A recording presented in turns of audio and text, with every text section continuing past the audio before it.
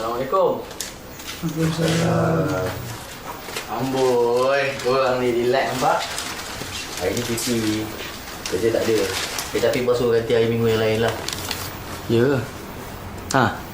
Apa cerita semalam? Korang bukan main beri kerja lagi. Telefon aku beritahu semua dah dapat pasangan masing-masing.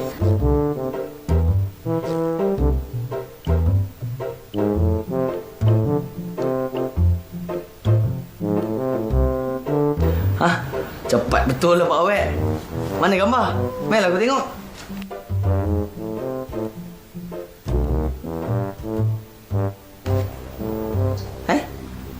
Kenapa dengan korang ni?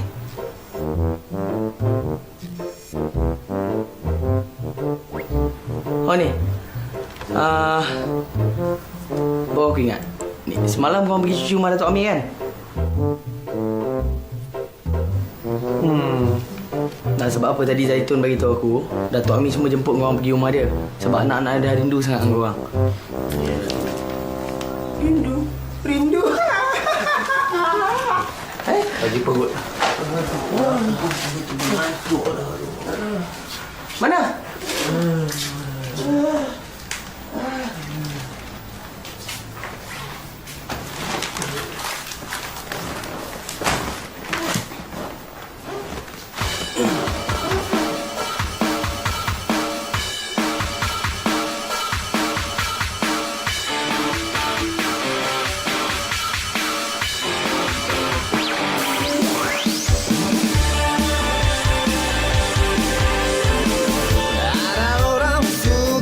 Mata suka bikin gila, angin satu kepala.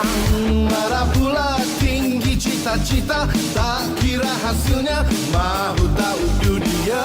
Dan ku punya cita bak menara.